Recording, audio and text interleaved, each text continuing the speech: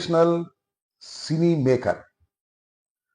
ఆయన సినిమాలు తీస్తేనే సెన్సేషనల్ కాదు, ఆయన మీడియా ముందుకు వస్తే సెన్సేషనల్, ఆయన ట్వీట్ పెడితే సెన్సేషనల్, ఆయన ప్రతి అడుగు సెన్సేషనల్. అలాంటి సెన్సేషనల్ ఫిలిం మేకర్ ఆర్జీవి గత వారం రోజుల నుంచి మీడియాలో హాట్ టాపిక్ అయ్యారు. ఎందుకు ఆయన మీడియాలో హాట్ టాపిక్ అయ్యారు అంటే, ఆయన మీద ఆంధ్రప్రదేశ్ ప్రభుత్వం, కూటమి ప్రభుత్వం నూతనంగా ఏర్పడిన తర్వాత ఒక కేసు పెట్టారు. దేనికి పెట్టారంటే, వ్యూహం సినిమాలో ఆ సందర్భంగా ఆయన ఒకటి ట్వీట్ చేశాడని, అది మా మనోభావాలు దెబ్బతిన్నాయని ఒక కేసు పెట్టారు. కేసు పెట్టిన తర్వాత విచారణకు రమ్మన్నారు. ఆయన టైం అడిగాడు, మళ్ళా టైం ఇచ్చారు, మళ్ళా టైం అడిగారు. టైం ఇచ్చారో లేదో తెలియదు. పోలీసులు మాత్రం హైదరాబాదులో ఉన్నటువంటి రామ్ గోపాల్ వర్మ డెన్కి వెళ్ళారు, అంటే నివాసానికి. బయట నుంచున్నారు కానీ లోపలికి వెళ్ళలేదు. ఇక చూడండి, టీవీలన్నీ, అంటే తెలుగుదేశానికి అనుకూలంగా ఉండే టీవీలన్నీ సెన్సేషనల్ వార్తలు పెట్టాయి. రామ్ గోపాల్ వర్మ ఇంటిపై పోలీసుల దాడి, రామ్ గోపాల్ వర్మని ఈడ్చుకొస్తున్నటువంటి పోలీసులు, రామ్ గోపాల్ వర్మ గోడ దూకి పారిపోయాడు, రామ్ గోపాల్ వర్మ డెన్నులో లేడు, రామ్ గోపాల్ వర్మ ఉనికిపోతున్నాడు, రామ్ గోపాల్ వర్మ ఎన్నో కబుర్లు చెప్తాడు కానీ కేసు పెడితే పారిపోయేటటువంటి పరిస్థితి ఎందుకు వచ్చాడు, పిరికివాడు, ఇష్టం వచ్చినట్టు మొత్తం టీవీలన్నీ కూడా చెప్పాయి తెలుగుదేశానికి సంబంధించినవి. కట్ చేస్తే చిత్రం ఏంటంటే, రామ్ గోపాల్ వర్మ గారు మీడియా ముందుకు వచ్చాడు. ఎస్, నేను డెన్నులోనే ఉన్నాను, నన్ను ఎవరు అరెస్ట్ చేయడానికి రాలేదు, నా ఇంటి ముందుకు వచ్చారు, వెళ్ళిపోయారు, అసలు ఈ కేసులో ఎలా అరెస్ట్ చేస్తారు అని ఒకటి కాదు, రెండు కాదు, మూడు కాదు, ఛానల్స్ కన్నిటికి కూడా ఇంటర్వ్యూస్ ఇచ్చాడు. ఆ తర్వాత డైరెక్ట్గా స్టూడియోలకు వచ్చి లైవ్ ఇచ్చాడు. ఆయన ఈ మొత్తం ఎపిసోడ్లో 3 ప్రధానమైనటువంటి లాజికల్ క్వశ్చన్స్ రైజ్ చేశారు. అదేమిటంటే, నేను సంవత్సరం క్రితం పెట్టాను నా వ్యూహం సినిమా రిలీజ్ సందర్భంగా. సంవత్సరం క్రితం పెడితే ఇవాళ ఎందుకు వారి మనోభావాలు దెబ్బతిన్నాయి అనేది ఒకటి. రెండవది, నేను పెట్టింది ఎవరి మీద, వారి మనోభావాలు దెబ్బతినడం, ఎవరి మనోభావాలు దెబ్బతింటున్నాయి. మూడో పాయింట్, ఒక చోట కాదు మనోభావాలు దెబ్బతింటుంది, చాలా చోట్ల దెబ్బతింటున్నాయి. ఏమిటిది, ఇది ధర్మమేనా ఈ కేసులో అని అడిగాడు. దానికి సమాధానం లేదు.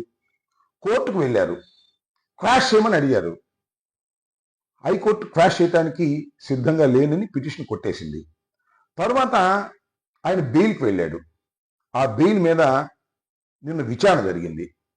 విచారణ జరిగి 9వ తారీఖు వేస్తూ, 9వ తారీఖు లోపల మీరు ఏ విధమైన కఠిన చర్యలు రామ్ గోపాల్ వర్మ మీద తీసుకోవద్దని ఒక రిలీఫ్ ఇచ్చింది. ఇది టోటల్గా జరిగినటువంటి సంఘటన.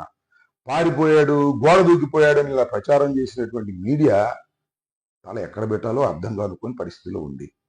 ఎంతసేపు చంద్రబాబు గారికి, కూటమికి భజన చేయాలనుకునేటువంటి మీడియా కాస్త విచక్షణతో ఆలోచించి వార్తలు ఇస్తే బాగుంటుంది తప్ప, ఏదో వ్యూవర్షిప్ కోసం పిచ్చి వార్తలు ఇవ్వటం వల్ల మీ క్రెడిట్ ఉండదు అనేది మీరు దయచేసి గమనించాలని ఈ సందర్భంగా నేను చెప్పదలుచుకున్నా.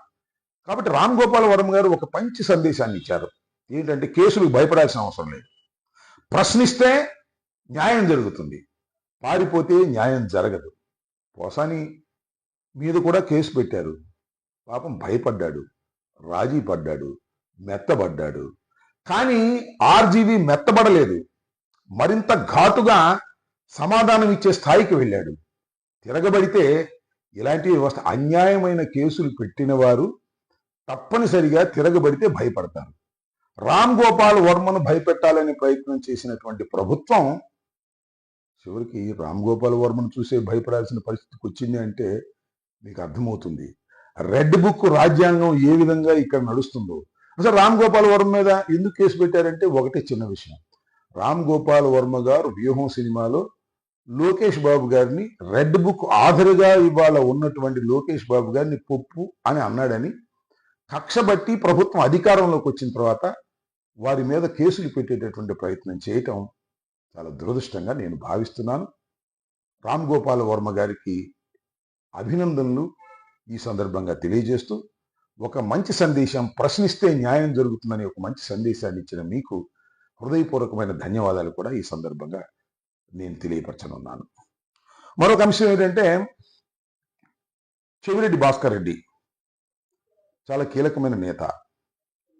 ఆ మధ్యన ఆయన నియోజకవర్గంలో, అంటే ఇంతకుముందు రిప్రజెంట్ చేసిన నియోజకవర్గంలో ఒక బాలిక మీద అత్యాచారం జరిగిందని ఆయన తల్లిదండ్రులు రమణ ఫోన్ చేస్తే వెళ్ళి ఆ పిల్లను పరామర్శించి వారికి అండగా ఉండే ప్రయత్నం చేశారు. ఆ తర్వాత జరిగింది ఏంటి అంటే, ఆ పిల్ల తల్లిదండ్రుల దగ్గర నుంచి కంప్లైంట్ తీసుకొని చెవిరెడ్డి భాస్కర్ రెడ్డి మీద కేసు కట్టారు. మామూలు కేసు కాదు, పోక్సో కేసు. అంటే protection of childrens from sexual offences act. ఇది చాలా శక్తివంతమైన యాక్ట్. మైనర్ బాలికల మీద అత్యాచారం జరిగితే ఆ అత్యాచారం చేసినటువంటి నిందితుడిని కఠినంగా శిక్షించాలి అనేటువంటి ఉద్దేశంతో ప్రవేశపెట్టినటువంటి ఒక యాక్ట్. దానికి బెయిల్ కూడా రాదు, చాలా కాలం లోపల ఉండాల్సి వస్తుంది. అలాంటి ఫోక్సో యాక్ట్ని చెవిరెడ్డి భాస్కర్ రెడ్డి మీద ప్రయోగించారు. చెవిరెడ్డి భాస్కర్ రెడ్డి నిత్యం వెంకటేశ్వర స్వామి జపం చేసుకుంటూ ఉండే మనిషి, అవసరమైతే అందరికీ సహాయం చేసేటటువంటి మనిషి. అతని మీద ఫోక్సో కేసు పెట్టి భయపెట్టాలని చూశారు, కానీ శభాష్ అనిపించింది. దీనికంటే చెవిరెడ్డి భాస్కర్ రెడ్డి భయపడలా. నేను భయపడను అన్నాడు, బెయిల్కు వెళ్ళను అన్నాడు, అరెస్ట్ చేసుకోండి అన్నాడు, అవసరమైతే జైల్లో ఉంటాను అన్నాడు. చివరికి కట్ చేస్తే ఆ తల్లిదండ్రులు అందరూ కూడా బయటకు వచ్చారు. ఆ పిల్ల తల్లిదండ్రులు వారు వచ్చి ఏం చెప్పారంటే, అసలు మేము చెవిరెడ్డి మీద కేసే పెట్టలేదండి. చెవిరెడ్డి మమ్మల్ని వచ్చి పరామర్శించడానికి వస్తే అతని మీద ఫోక్సో యాక్ట్తో కేసు పెట్టేటటువంటి పరిస్థితుల్లో మేము ఎందుకుంటాం? ఇది పాపం కదా. అంటే ఎందుకు, ఏం జరిగింది, అసలు కేసు ఎందుకు రిజిస్టర్ చేశారంటే, పోలీసులు మా దగ్గరికి వచ్చారు, మీ అమ్మాయి మీద మీడియా వాళ్ళు పోస్టులు పెడుతున్నారు, ఈ పోస్టులన్నీ పోవాలి అంటే ఈ కాగితం మీద సంతకం పెట్టమన్నారు. మేము సంతకం పెట్టాము, మాకు చదువు రాదు. ఆ సంతకం పెడితే ఆ వైట్ పేపర్ మీద పైన చెవిరెడ్డి భాస్కర్ రెడ్డి గారి మీద ఫోక్సో కేసు అట్రాక్ట్ అయ్యే విధంగా కంటెంట్ రాసుకుని, ఎవరు పోలీసు వారే రాసుకుని భాస్కర్ రెడ్డి మీద కేసు రిజిస్టర్ చేశారు. ఏమిటి అన్యాయం అంటున్నా? ఈ రాష్ట్రంలో పోలీసు యంత్రాంగం చేస్తున్న పని ఏమిటి అంటున్నా? ముఖ్యంగా చిత్తూరు జిల్లా పోలీసు యంత్రాంగం సిగ్గుపడాలంటున్నా. దిగజారండి. మరి ఇంతగా దిగజారుతారా? తప్పుడు కేసులు పెట్టేటటువంటి కార్యక్రమాన్ని ఒక మాజీ ఎమ్మెల్యే మీద మీరు తప్పుడు కేసులు పెట్టి హింసించాలని ప్రయత్నం చేయటం అనేది దారుణమైన విషయం కదా. అక్కడ పోలీసు యంత్రాంగం, చిత్తూరు పోలీసు యంత్రాంగానికి నేను మనవి చేస్తున్నా, చాలా తప్పు చేస్తున్నారు మీరు, దుర్మార్గం చేస్తున్నారు మీరు. ఎవరైనా కంప్లైంట్ ఇస్తే ఆ కంప్లైంట్లో నిజానిజాలు ఉన్నాయో లేదో తెలుసుకొని కేసు రిజిస్టర్ చేసి కోర్టులో ప్రొడ్యూస్ చేయవలసిన మీరే దొంగ సంతకాలు తీసుకుని కేసులు పెట్టి కోర్టులో ప్రొడ్యూస్ చేసి ఇబ్బంది పెట్టాలని అనుకుంటున్నారంటే పోలీసు వ్యవస్థ ఎంతగా దిగజారిపోతుందో అర్థం చేసుకోవాల్సిన అవసరం ఉంది. డీజీపీ గారికి కూడా చెప్తున్నా ఈ సందర్భంగా, ఆయన కూడా చూడండి, ఇంత దారుణాలు చేస్తే భగవంతుడు క్షమించడు, భవిష్యత్తు కూడా క్షమించదు. ఇది గుర్తుపెట్టుకోమని ఈ సందర్భంగా పోలీసు యంత్రాంగానికి చెప్తున్నాను. ఏది ఏమైనా ఈ ఇద్దరు కూడా శభాష్ అనిపించారు. ఒకరు ప్రశ్నిస్తే న్యాయం జరుగుతుందని ఆర్జీవి గారు, తెగబడితే భాస్కరుడుగా నేను నిలుస్తానని, ప్రకాశవంతంగా నిలుస్తానని భాస్కర్ రెడ్డి నిరూపించాడు. వారిద్దరికీ ప్రత్యేకమైనటువంటి అభినందనలు, ధన్యవాదాలు కూడా ఈ సందర్భంగా తెలియపరుస్తున్నాను. Thank you.